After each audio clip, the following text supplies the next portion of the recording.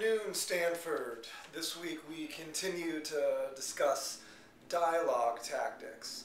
So far we've outlined how to establish diction and syntax grids for your players to make them sound sovereign from one another, emphasizing that people have different rhythms, different cadences, and also different word choice from one another. So when you see them in scene, they're really going to stand apart from each other in the moment. I also posted something in the forums this week. It was a written document about how body language and gesturing relates to dialogue itself, and the idea of what happens or how do we think about the kiss that exists between verbal communication and nonverbal communication. So I wanted to share with you an exercise that I often do that can be really helpful in terms of building exciting scene structures.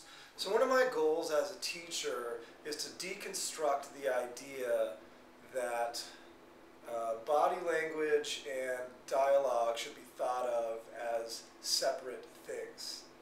In my mind, they are the same exact commodity because it comes down to the idea of how a character delivers her lines, what a character is doing while she delivers those lines is probably just as intricately important to the story as are the words that are actually coming out of her mouth.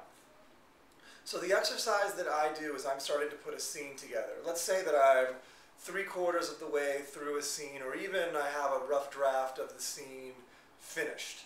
I know that it's not quite right yet, but I'm having trouble identifying what might be wrong with it.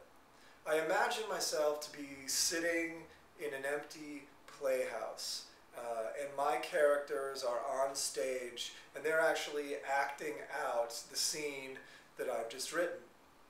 Thinking about it from this visual perspective, we really start to see our characters as actors, and I think that's a really important distinction for us to make. They are actors. They're not three-dimensional actors in the sense of us actually seeing kind of them working on a stage itself, but in terms of the actors in a mind's eye, that's exactly what they're doing. It's the same exact role. So it's important for us to think about gesturing, body language being all kind of molded together into this great big sphere of what makes a scene. Dialogue, what they're saying, meets body language, gesturing, what they're doing with their bodies while they're delivering those specific lines. So here we sit in our playhouse. We get a chance to hear the lines of dialogue come out of our actors' mouths, and we get a chance to really deconstruct and decide if the actions that we have them performing are the correct actions. For example, if we have just two people, sitting on this couch having a dialogue back and forth, maybe we have to ask ourselves, is that the most exciting way for the reader to get the information? Maybe I should move it to a scene where they're jogging. Maybe they're in a car, and in the midst of having the discussion, they get rear-ended. Maybe they're playing Frisbee on a sunny day, or maybe they're playing Frisbee on a rainy day, and how this one seemingly innocuous detail of setting excuse me, can totally inform the scene in an entirely new way. So really think about that this week. It isn't just what our characters are saying. It's not just word choice. It's not just syntax, but it's also gesturing. It's also body language. What do they look like while they're delivering their lines? Are they demonstrative? Do they seem angry?